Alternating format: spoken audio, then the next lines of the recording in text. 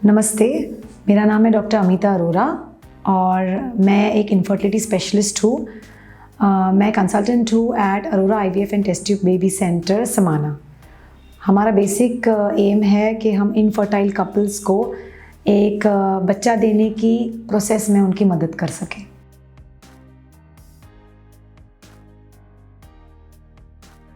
Infertility हम जानते हैं आजकल इनफर्टिलिटी की समस्या बहुत ज़्यादा बढ़ गई है। Almost 22 to 23% of the total population जो है वो इनफर्टिलिटी से परेशान है। अभी इनफर्टिलिटी यानी बच्चा ना होना, तो इसके बेसिक कारण क्या है? हम इसको अगर ब्रॉडली क्लासिफाई करें तो इसके कुछ सिंपल कारण हैं जो हम इस रूप से बता सकते हैं कि जैसे अंडा बनने में कोई तकलीफ़ हो, अंडा ना बनना या अंडा छोटे साइज़ का बनना, या फिर प्रीमेच्योर ओवेरियन फेलियर यानी अंडा बन ही ना सके क्योंकि एज फैक्टर हो सकता है। फिर ट्यूबल फैक्टर होता है, ट्यूब्स बंद होना या ट्यूब्स की ब्लॉकेज, या ट्यूबेक्टोमी हुई हो प्रीवियसली और पेशेंट को अभी कंसीव होने में मुश्किल आ रही हो। तीसरा कारण होता है स्पर्म फैक्टर, जो ऑलमोस्ट एक इम्पॉर्टेंट कारण है। अराउंड 40% पेशेंट्स में ये भी एक कारण हो जाता है। स्पर्म में हो सकता है नील स्पर्म होना, यानी स्पर्म का बिल्कुल ना बनना, या फिर स्पर्म बहुत कम क्वांटिटी में होना, या स्पर्म की मोटिलिटी बहुत ज़्यादा कम होना। और कारण होते हैं जैसे कि कोई यूट्राइन फैक्टर, यानी यूट्रस में बहुत बड़ा फाइब्रॉइड है, या फिर यूट्राइन पॉलिप है, सेप्टम है, यूट्राइन एनॉमली जिसको हम बोलते हैं बच्चेदानी में जो मुश्किलें हैं। और एक इम्पॉर्टेंट कारण है जिसको हम अनएक्सप्लेन्ड इनफर्टिलिटी कहते हैं, यानी कारण ही ना मिलना। कोई भी टेस्ट करो, सारे टेस्ट बिल्कुल ठीक है, पर फिर भी पेशेंट कंसीव नहीं हो पा रहा है। तो ये मेजरली कुछ कारण है प्रेगनेंसी ना होने के या इनफर्टिलिटी के।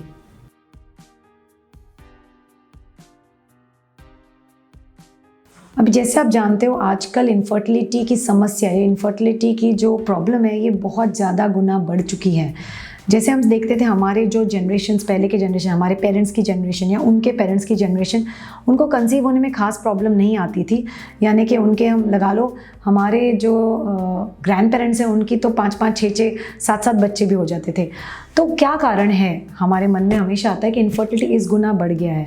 तो बेसिकली हम इटसेल्फ रिस्पॉन्सिबल है इन चीज़ों के लिए। तो एक नंबर 1 कारण है, जैसे आजकल करियर बोलो या जो भी आज की लाइफस्टाइल की वजह से हम हमारी एज ऑफ मैरिज डिले कर रहे हैं, और इस करके जो फैमिली प्लानिंग है या फैमिली जहाँ स्टार्ट करने की एज है वो भी डिले हो जाती है। So age is one factor. Age of conception late हो जाती है, तो इस करके इनफर्टिलिटी आजकल बहुत ज़्यादा दिखने लग गई है। सेकंड कारण होता है हमारी लाइफस्टाइल। आजकल हम सेडेंटरी लाइफस्टाइल में जीते हैं। हम एक काउच पे बैठ के अपने सारे काम करते, सारे फैसले करते हैं, एक ऑफिस में बैठे रहते हैं। So exercise, physical activity almost ना के बराबर हो गई है। थर्ड कारण है आजकल के एनवायरमेंटल फैक्टर्स, पोल्यूशन है, या फिर क्वालिटी ऑफ फूड है, या जो क्वालिटी ऑफ लाइफ हम जीते हैं, to some extent that also contributes. फिर स्मोकिंग, ड्रिंकिंग, आजकल जो सोशल हैबिट्स है वो भी कुछ एक्सटेंट तक हमें इनफर्टिलिटी की तरफ धकेलते हैं। And most importantly stress. हम एक रेस में भाग रहे हैं, कौन किससे आगे पहुंचेगा, and life has become a race. So stress is one of the most important factor जिसकी वजह से हम इनफर्टिलिटी के शिकार हुए जा रहे दिन ब दिन।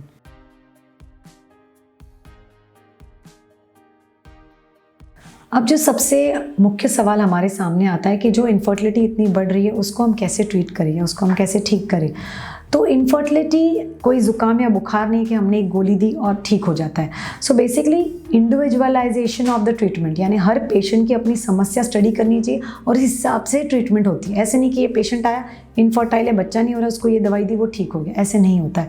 हमें जानना ज़रूरी है एग्जैक्ट क्या कारण है इनफर्टिलिटी का, और कारण ट्रीट होता है।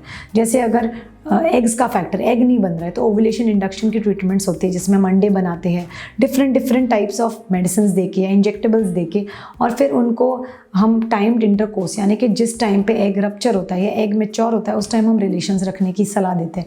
तो ये कुछ तरीके हैं। कुछ तरीके जैसे अगर ट्यूब्स बंद है या फिर सिंगल ट्यूब बंद है या दोनों ट्यूब्स बंद है, तो हम पेशेंट को लैप्रोस्कोपी या ट्यूबल कैन्युलेशन की ऑप्शन देते हैं, और उसमें भी काफ़ी अच्छे रिजल्ट देखे जाते हैं। Then there are treatments like IUI। तो IUI किस केस में हम करते हैं, जैसे स्पर्म काउंट काफ़ी लो है, स्पर्म की मोटिलिटी लो है, या फिर एब्सेंट स्पर्म है बिल्कुल ही और हमें डोनर स्पर्म यूज़ करना पड़ रहा है।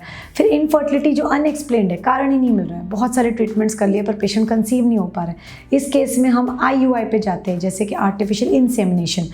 इन नॉर्मल लैंग्वेज अगर हम समझाएं तो बेसिकली हम स्पर्म लेके उसको गाढ़ा करके इंजेक्ट करते हैं यूट्रस के अंदर, सर्वाइकल रीजन को बाईपास करके। और अगर सारे ऑप्शंस फेल हो जाए या सम मेन रीज़न जैसे कि एज फैक्टर हो या फिर ट्यूब्स बंद हो, तो हम कंसिडर करते हैं आईवीएफ। अभी आईवीएफ एक बहुत ब्रॉड टर्म है जो हम यूज़ करें यहाँ पे। नॉर्मल इंसान इसको टेस्ट ट्यूब बेबी कहता है, पर इसमें बहुत सारे डिफरेंट ऑप्शंस आते हैं, जैसे आईवीएफ, इक्सी, इमसी, और हर एक पेशेंट के लिए अलग ऑप्शन चूज़ किया जाता है। इंडिविजुअलाइजेशन, जैसे मैंने समझाया, हर पेशेंट को अपने कारण के हिसाब से हम ट्रीटमेंट ऑफर करते हैं। बट बेसिक कहने का मतलब यही मैसेज है कि अगर आपको बांझपन या दिस इज रॉन्ग वर्ड बांझपन, अगर आपको इनफर्टिलिटी, बच्चा नहीं हो रहा है अगर, तो हर एक कारण का उपाय है। तो बेसिकली जागरूक होना बहुत ज़रूरी है और डॉक्टर की हेल्प लेना में कोई शर्म नहीं है।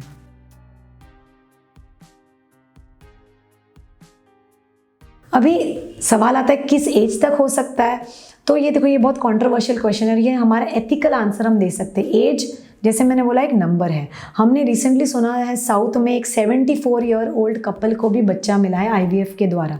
यानी आप समझ सकते हो कि इस उम्र तक हम कपल्स आईवीएफ की ट्रीटमेंट ले सकते हैं। लेकिन एथिकली क्या ये सही है कि 74 की उम्र में हम किसी को आईवीएफ करके बच्चा दें? आगे बच्चे का फ्यूचर क्या है, पेरेंट्स का फ्यूचर क्या है? तो ये हर एक डॉक्टर की या और हर एक पेशेंट की आपस की राय है कि वो 45 को कट ऑफ रखे या 50 को कट ऑफ रखे, कि इस उम्र के बाद वो आईवीएफ किसी पेशेंट का करना चाहते हैं और पेशेंट भी खुद कराना चाहता है या नहीं करना चाहता है। तो I will leave you to that कि ट्रीटमेंट हर उम्र में हो सकती है, लेकिन ये एक पेशेंट और डॉक्टर की खुद की comfort level as well as understanding है कि वो किस एज ग्रुप में क्या ट्रीटमेंट देना चाहे।